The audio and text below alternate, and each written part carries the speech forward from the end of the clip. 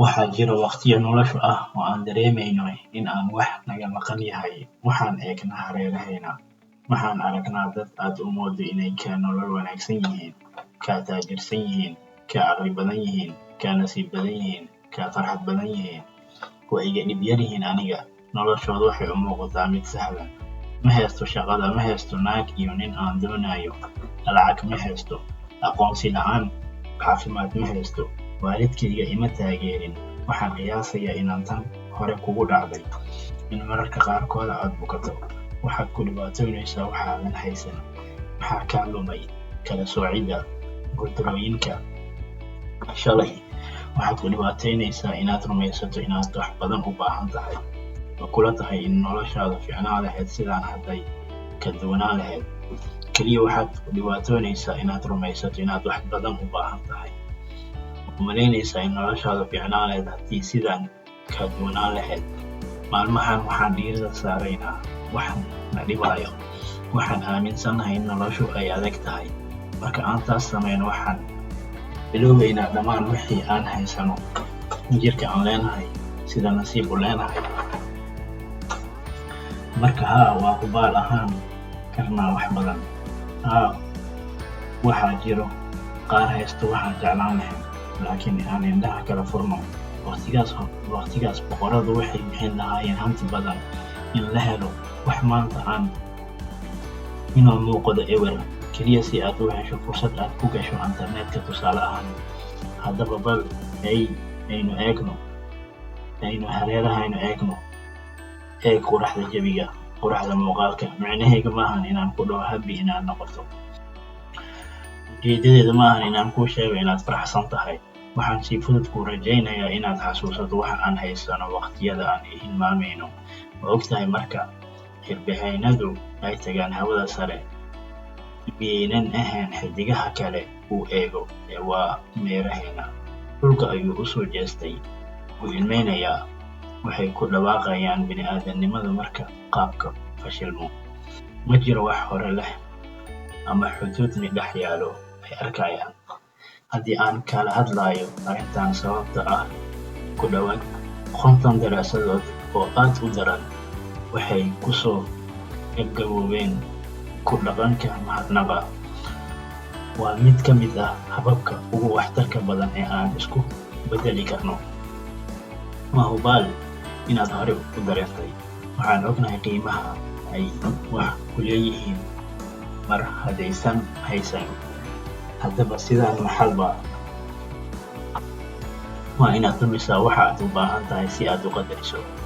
Bal qiyaas si lama filaan ah indhahaaga u lumisay. Mar dambe ma maqlaysid inaad lumiso waxaad ugu jeceshahay adduunka. Sidaad dareemi lahayd? Qiyaas hal sano kadib ayaa lagu sheegay inaad heshay. Si daacad ah, sideed noqon doontaa maalinta ugu fiicnaan lahayd noloshaada? Waxaan ku hayaa war wanaagsan. Waxaad u malayn lahayd inaad kaa lumeen inaad maanta haysato. Marka jooji dhammaan xaqiiqooyinka beenta ah ee aynu ku inay rumaysataan. Jooji go'aamada iga dhigaya inaan rumaysto in hore u rooneed. Jooji isbarbardhigga ka dhigaya inaad rumaysato inay fiicnaan lahayd haddii kale. Jooji samir la'aanta iga dhigaya inaad rumaysato inay hadhow fiicnaan doonto. Oo aan go'aansano inaan indhaha kala furno, oo aan badirin mucaamalada nolosha. Waxaan kugu talinayaa inaad ila neefsato oo indhaha la xirto si aad u ogaato in dadkii hore u joogay noloshaada ay soo maraan. Qofka aad dareento jacayl, waqti si aad u aragto wejigooda, muuqaalkooda, fikirkooda, dhawaaqooda. Waxa ayna is arki karay daqiiqado marka aad aragto jacaylka uu ku qabo muuqaal ahaan, tilmaan, dareenku, heesu. Waad arki kartaa ama dareemi kartaa waqtiyadaas noloshaada, halkaas oo qalbigaaga uu ku buuxsamay jacayl. Marka la eego aragtida qofka muuqaal ah, ogow sida ay tahay fiicnaan inaad dareento jacaylkan horeba kuugu jira. Indhaha waad kala qaadi kartaa, laakiin ogow inaad istaahisho inaad sidaas tahay iyo inaad fahanto iyo haddii kaleba. adigana waa lagu jecel yahay oo ogow waxaad tahay in la ixtiraamo kuwa noo soo joogay. Waxay sharaf u tahay dadka in dhiirigeliyey farshaxanada, macallimiinta, naqshadayaasha, qorayaasha waxay isku sharafaan dhammaan shaqaalayaasha, injineerayaasha, ganacsadayaasha, shaqaalahan oo dhammaantooda ah kuwii kartidooda u horay adeegyada bini'aadanimada si ay u sharfaan adduunka farxad, taasoo naga dhigayso in ay ka qoslino waqtiga ururinta. Waxaan ku guuleysanay guulaheena. Marka u dhig dhammaan sheekooyinka aan ka sheekeyn karno sidii aan nasiib lahayn.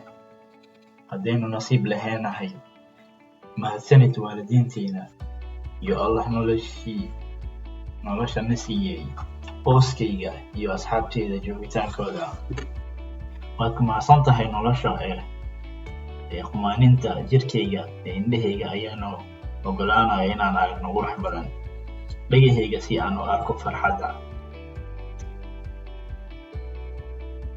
muuqaalka ka dhagaysto wax muusikadan weyn, gacmahayga si aan nolosha u taabto dareemo quruxda qofka aan jeclahay, cagahayga waxaa lugahay oo i taageeray bilowgii oo iga caawiyo inaan ku socdo qobka ciyaara. Waxaa laga yaabaa inaadan haysan dhammaan waxaan soo sheegay, laakiin waxaad haysataa ugu yaraan mid ka mid ah, iyo kan keliya inta ay u dhigan tahay la soco. Waxaa kale oo jiro dhammaan waxyaalaha laga yaabo inay u muuqdaan kuwa oo aan fududayn oo haddana aad qaali u ah. Mahadsanid inaad haysato koronto dharka saqafka.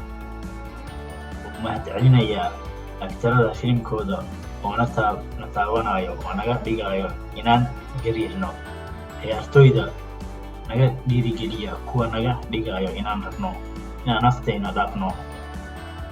Aad ayaan u nasiib badan nahay inaan awoodno inaan ka faa'iidaysano kartida dad badan.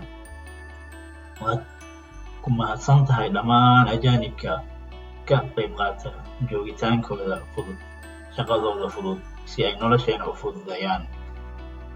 Maanta waxaan go'aansaday inaan ku ilaahdo mahadsanid. Waxaan go'aansaday inaan indhahayga furo fursadda aan ku heli karo noloshaas.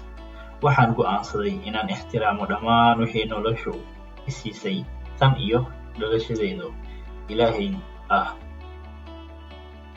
Waxaan go'aansaday inaan noloshaada sidii maalin kasta oo aan ka soo kabsado waxa igu qaalisan tahay.